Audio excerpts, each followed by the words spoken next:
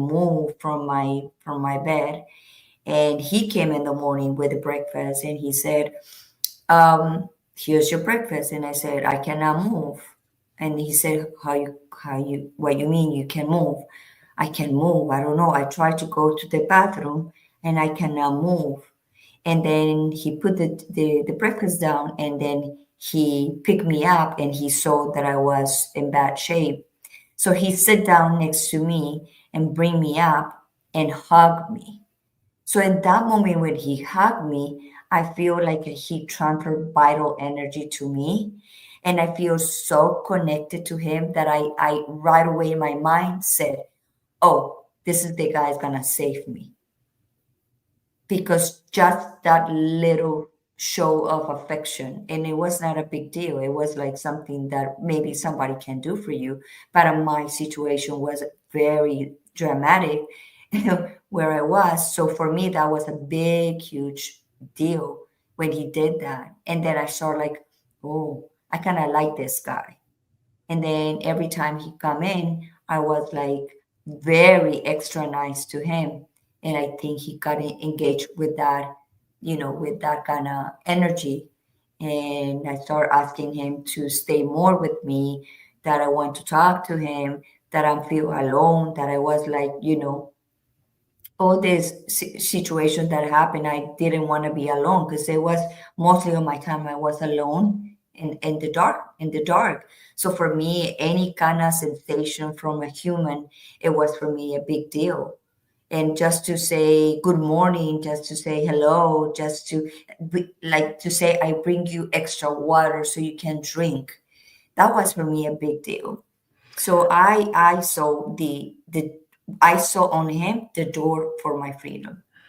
You don't think that someone's going to hug you when you're kidnapped, first of all. You don't No. think that someone's going to care enough to be like, why aren't you eating? Or why aren't you getting up? Or, you know what I mean? Considering like a lot of people, you may be just hearing this or watching this episode, you don't know how they violently ripped her out of her car and threw her into her. Like it was very aggressive and Hmm. violent the way that they abducted you. So you don't think that, and the way they're talking to you and the way that they made you take your clothes off and all of that. So you don't think that one of your captors is then going to hug you and give you affection and start giving you like, meeting your needs um in that type of environment. So I imagine when you're feeling very desperate and alone, it would be easy to fall in love with someone who doesn't have they don't, like obviously you're kidnapped, so they don't have your best interests at heart, Right. right? But in that moment you're so disoriented and desperate that like any scraps will do. And it kind of reminds me of toxic relationships, Yeah.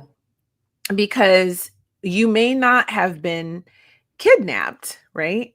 But you have found yourself in a situation where you're being treated less than how you deserve, like what you would want. And I'm not just talking about romantic relationships either. I'm talking about, it could be a family system that's Yes. toxic. It Yes. could be friendships. It could be a work environment or an employee coworker relationship, employee boss relationship, any type of relationship obviously can be a toxic one. And you can find yourself in a situation to where you're accepting this behavior because of the dynamics that you find yourself in. Yes.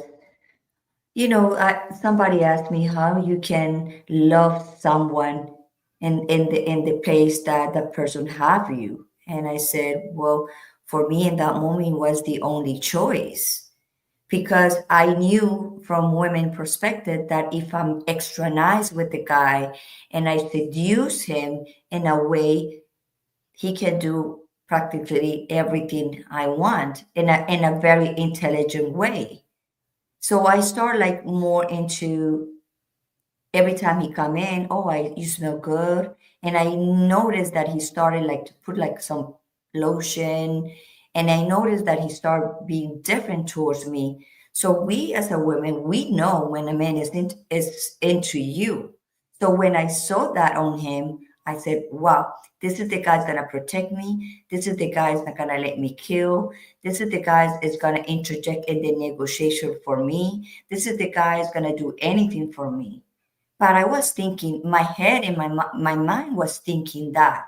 I was not sure that that would happen, that that was my intention in my survival mode. And I said, you know, if this guy, I can make this guy to do whatever I said in a nice way, I'm gonna be free. And he bring me everything I need. I when I was 25 years old, I still have my period. So when I got it, because I do have only one underwear, he bring me another underwear. He bring me some feminine stuff, and he was like aware of me. And I'm so glad that he did that to me because I probably would be more traumatized of the way I was because he was making me feel different in that environment. Even I don't know when I'm gonna see my family. And every time they come and we're gonna kill you, we're gonna sell you, your family's not gonna pay anything for you, and you know that this torture you all the time.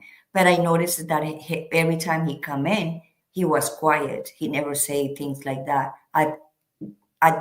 Just at the end, because he knew like he don't need to do that to me because he already was quote unquote in love with me because he told me that he loved me.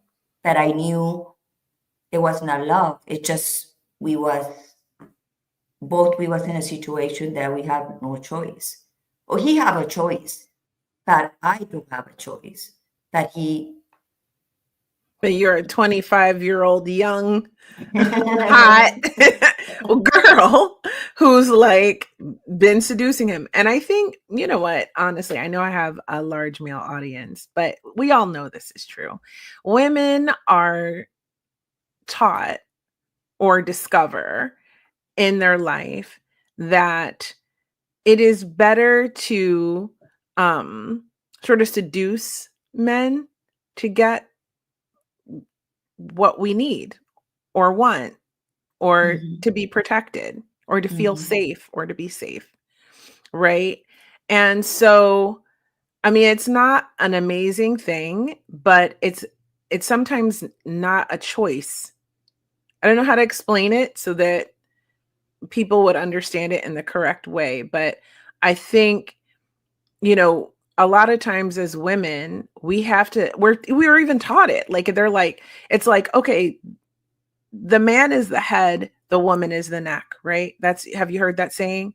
mhm. Meaning, women navigate the head, right? So we have to use our feminine wiles to achieve things Yes, a lot of times in yes. life. And so it's just the way it is a lot of times. And for you, and in such an extreme situation, it's surviving. So my question for you though is, at that time, did you know that you were surviving or were you actually in love with the guy? It's a very tricky question to answer because at the moment I feel that I love him at the Wow. moment. And at the moment it was a survival mode, but I didn't understand that until I got released and went through my traumas and study about it.